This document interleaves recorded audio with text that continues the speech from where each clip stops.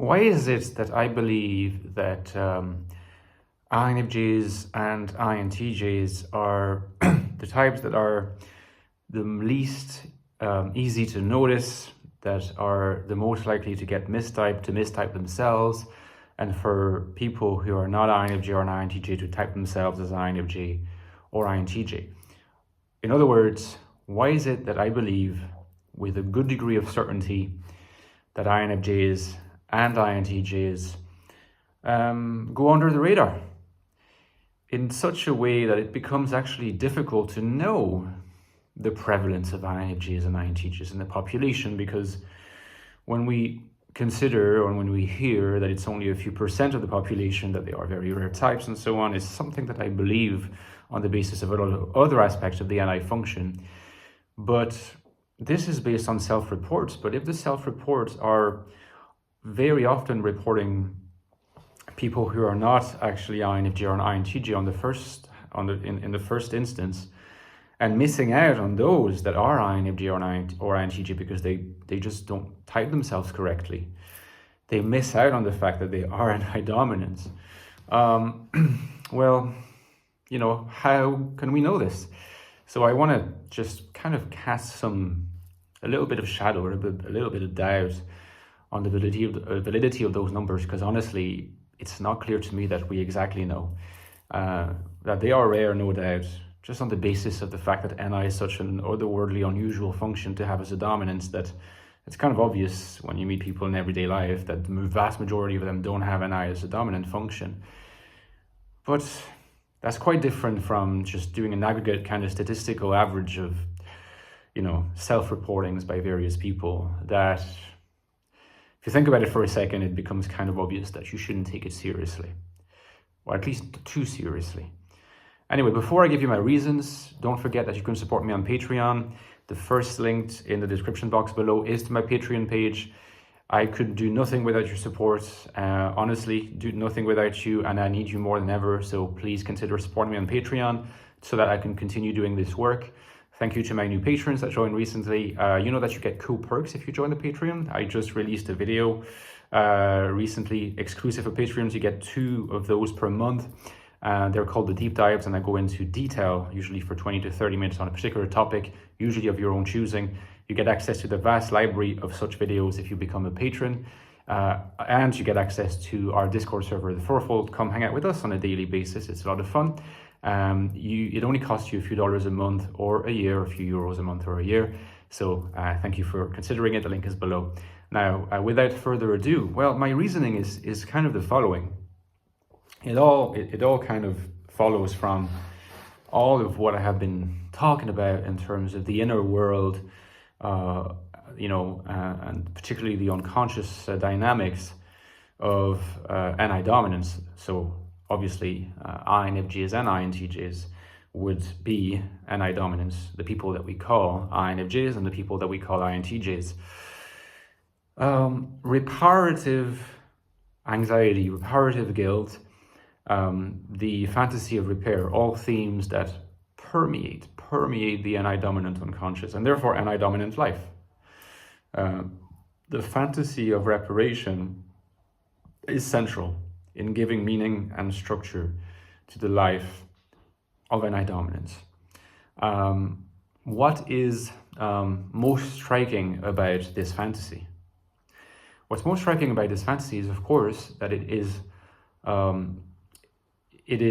the consequence of reparative guilt. Like I said, this fantasy is, if you like, is formed. It intervenes in the first, year of life for the child, as a reaction to the fear that they have damaged their good object, which is the name that in psychoanalysis we give to the mother figure. Envy has caused them to fantasize about attacking the breast, because the mother at that time, a very early time in life, is seen as a part object, usually the breast, the good object, the idealized object that is also the source of envy of spoiling. You're familiar with this process by now. But reparative guilt is, if you like, the sap, it's the source of the reparative fantasy. But the reparative fantasy, if it is driven if you like, if it's activated by this very, very unconscious need to address a guilt, to kind of free oneself of the guilt in a way. Now, what does this tell us? It tells us that the type is going to have pretty much necessarily a disposition towards a strong superego, and therefore a disposition also to a strong ego ideal. Now, you know, furthermore, that I believe I'm the only one, or one of the very few in our community, in our personality community, that really just goes very far, you know, into sort of that kind of territory where I say, look, there are superego functions and there are other functions that are not superego functions, and the superego functions are the functions of judgment, period, right? So in the functions of judgment, we don't have just the superego, but the superego is certainly in the domain of judgment, and it is in the domain of the functions of judgment. FETI for INFJs, TEFI for INTJs. That's the superego functions. If the superego is strong as a result of reparative guilt, well, the functions of judgment are going to be strong. They're going to be in view. And as we have seen before, because we've talked about different subtypes of INFJs, which would have equivalents among INTJs, not quite the same, but similar kind of subtypes as those we have seen in INFJs, the solipsists, the compliant, and so on. Well, the functions of judgment might very well end up being front and center, like we see in INFJ compliance and whatever equivalent the INTJ is, or in INFJ solipsists. Because in INFJ solipsists, you may in fact see more TI than anything else, okay? Not always. There's a variety of solipsists that is more NI driven, that's true. But if, as I believe is the case, the majority of INFJs are compliance, you're going to see a lot of FE and sometimes a lot of TI, sometimes a lot of FE and TI, and it's going to cover up NI. In this particular situation, how are you going to see the INFJ in the person? And maybe the person is going to resonate most consciously with their superego as well, rather than their NI core, because their superego is the, I feel like, the repository of those themes of reparation that preoccupy them most. Am I good enough? Am I doing right enough? Am I helping people enough? Am I repairing people enough? Am I doing what I'm supposed to do? All these are super egoic questions. They're not questions of perception. So as a result, a lot of INFJs and INTJs are probably going to mistype themselves as dominant judges. And a lot of people who are dominant judges might mistype themselves as INFJs. You see where the confusion might arise?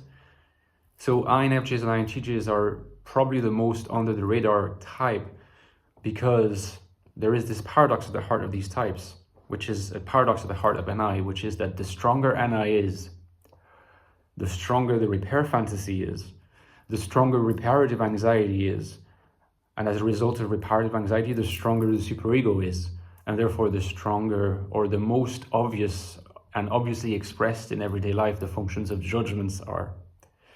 So it's almost like the stronger NI is, sometimes the less visible it is. Wrap your head around that, guys, and I'm looking forward to your comments, because this is an important conversation to have. It has repercussions, okay? If you would like to hear more about INFJs or know more about INFJs, there are two important books that you could check out. My two books on the INFJ, of course. The Ecstatic Soul, which is my first book on the INFJ, all about the inner world of the INFJ. It's subtitled A New Look at the INFJ Personality. Definitely check this out if you want a deep understanding of the type and its inner world. The sequel is also important to read. It's called The Infinite Soul, INFJ Life in the Modern World. And as the title indicates, it's all about the INFJ in the world, often perceived as hostile. And, you know, this book explores how the INFJ can still find purpose, value, and meaning in the world that is perceived often as hostile. Of course, these two books are of value to other NI dominants, as well as other types who could translate the insights into the vocabulary of their own families. Thank you so much, guys, and see you tomorrow.